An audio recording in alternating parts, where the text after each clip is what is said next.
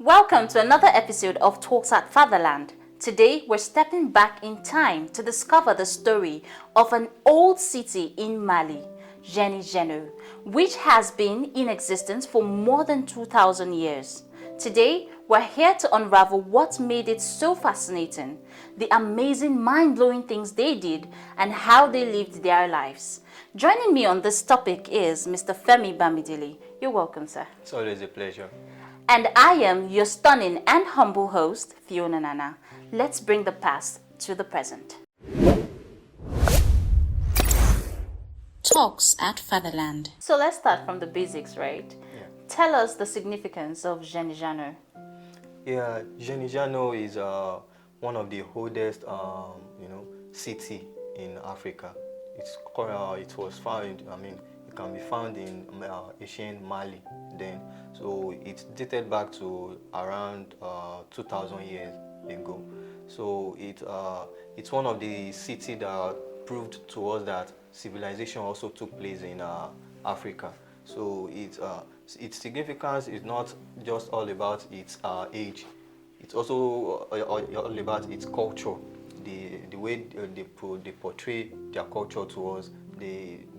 They ensure, they took part in various African culture that are still in place in modern day now. So it's telling us that even with the way it tells us that civilization was not able to curb our way of life. Also, yeah. we still found ways in showcasing our culture to the world. In line with bringing the past to the present, tell us about the archaeological discoveries. Yeah, various excavations have been done, by various archaeologists, and during their discoveries, they discovered some let me say iron products, okay. Which tells us that when they tested everything, they saw that it's something unusual. Yeah, they didn't believe that something of that type, that nature, substance, could be available. Yeah, then, at that period, because it was more of like a civilized, like an advanced kind of iron making. Yeah. So this really proved to us that during that period, the civilization had already was already advanced. Yeah. So, compared to now, though, but it was still a very, very way ahead, considering how long it was then. So, the strategic locations and trade dynamics. Could you shed more light on that? Yeah, one of the reasons why Djenne-Djenno, rose to prominence was its location. It's located, along the river Niger. So this really helped its economy because it served as a trade route, because countries also use them. Before you can carry a product from one place to another, you have to go to it. So they serve like an intermediary.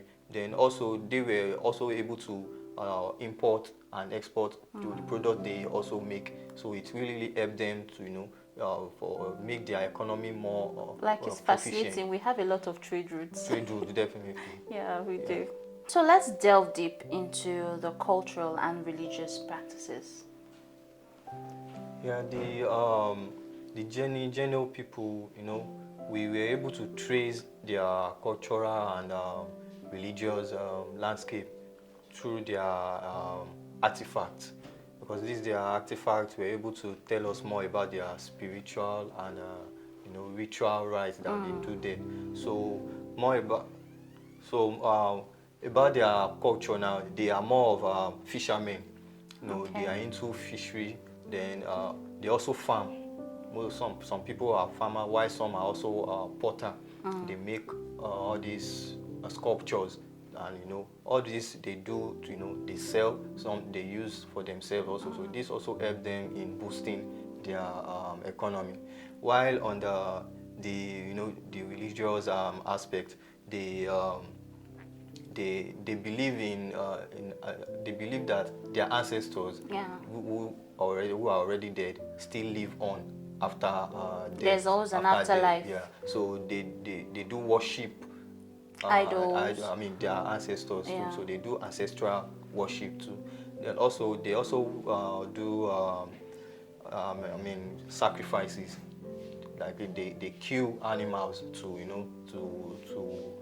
to appease for their, Yeah, which is also like their rituals. rituals. Yeah. Yeah. They also there are more of secret societies there, which there are some people who are assigned were assigned to those societies. So these people are the ones that take care of the rituals and festivals that takes place during the period. So they also, how do I put it? All these features are the ones that helped in they are like features that we use to identify the Djenne-Djenno people. Interesting. So let's talk about the decline and abandonment. How did they come about?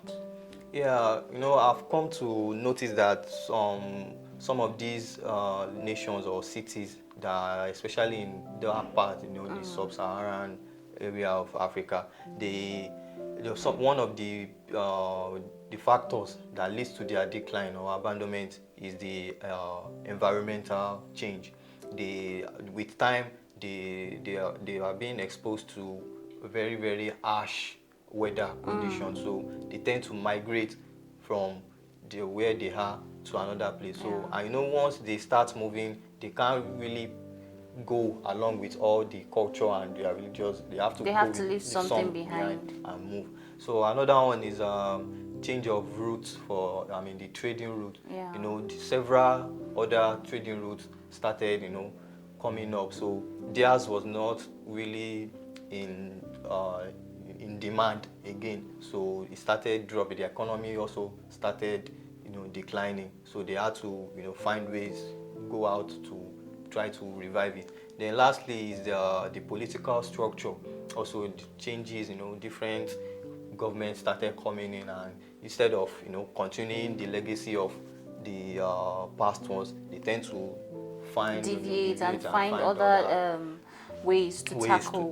So situations. all these things didn't really work anymore. So all this led to the decline of the Djenne-Djenno. That's what happens when you don't actually stick to what it is you a legacy that yes, already, a vision that you have. You keep changing. Definitely. It's not really good for. So with that, we've come to a wrap on this journey of the Djenne-Djenno people. From awesome sculptures to smart iron making and trade vibes along the Niger River, we've uncovered a lot. Big thanks for hanging out with us on Talks at Fatherland. Please work with the Fatherland Foundation by making your donations. Click the link below or visit us at fatherlandfoundation.org. Till next time, I remain your humble and beautiful host, Fiona Nana.